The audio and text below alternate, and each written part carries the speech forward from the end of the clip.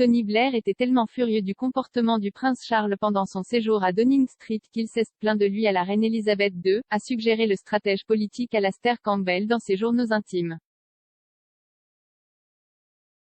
Les membres de la famille royale doivent comprendre que la politique des partis et les politiciens individuels sont interdits aux commentaires du public.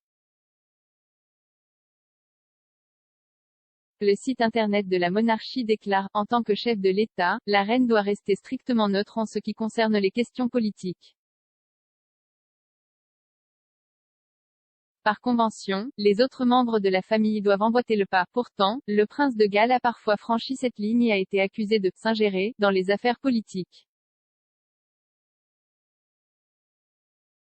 Selon des extraits du journal des Alastair Campbell, publié dans le Guardian en 2011, l'ancien Premier ministre Tony Blair était incroyablement frustré par le comportement du prince Charles pendant son séjour à Downing Street.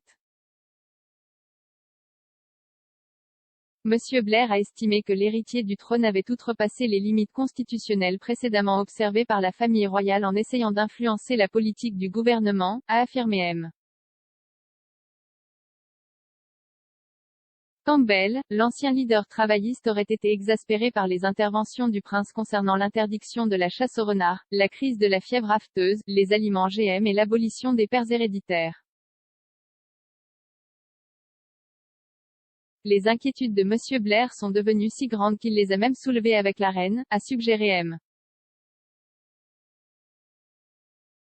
Campbell dans ses journaux, dans une entrée à propos d'une rencontre entre Monsieur Blair et le prince, M. Campbell a écrit, alors que nous restions publiquement favorables, Tony Blair a déclaré que Charles devait comprendre qu'il y avait des limites dans la mesure où il pouvait faire de la politique avec lui.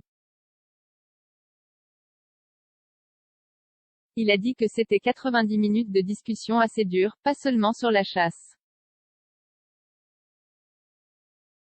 Dans Pouvoir et responsabilité, les journaux des Alastair Campbell, volume 3, l'ancien spécialiste de l'image a également rappelé une série d'incidents au cours desquels le prince s'est égaré dans la politique, à l'irritation apparente de M.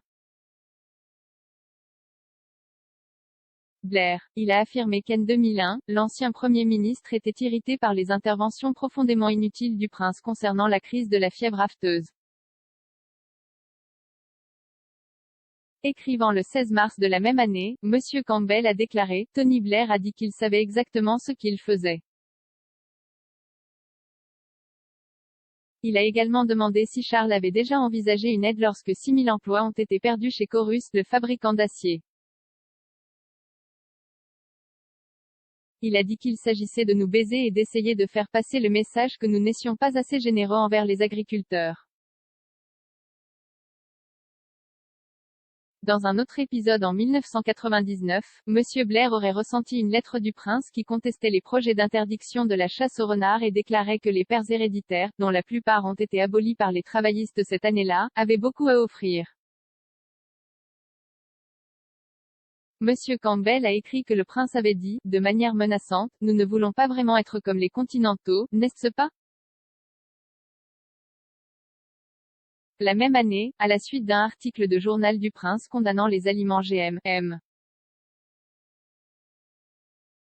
Blair a apparemment fait part de ses inquiétudes à la reine. Le 1er juin 1999, M. Campbell a écrit, Tony Blair a vu la reine et n'a apparemment pas poussé trop fort sur Charles mais il était très énervé, surtout une fois qu'il est devenu clair qu'il, Charles et Sophie Scholes, était soulignant qu'il avait réfléchi aux conséquences. Immédiatement après la publication des entrées du journal de M. Campbell, l'ancien Premier ministre a confirmé qu'il avait fait des remarques critiques sur le prince en privé. Cependant, il a déclaré qu'il avait trouvé leur discussion extrêmement utile. Il a écrit, un Premier ministre peut sonner de temps en temps, en particulier lorsque des discussions sensibles avec des membres de la famille royale sont divulguées dans les journaux, au milieu d'un problème très médiatisé. Cependant, je tiens à préciser que j'ai toujours trouvé mes discussions et ma correspondance avec le prince Charles extrêmement utiles. Je pensais qu'il avait parfaitement le droit de poser des questions et l'a fait d'une manière à la fois informative et perspicace. J'ai donc salué ses contributions, et je ne doute pas qu'il continuera à soulever des problèmes avec le nouveau gouvernement comme il en a le droit et en effet c'est son travail de le faire, et qu'ils le trouveront également utile.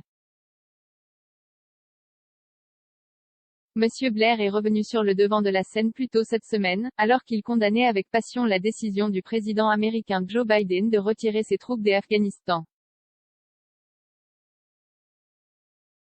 Dans ses premiers commentaires publics sur la crise depuis l'effondrement du gouvernement afghan le week-end dernier, M.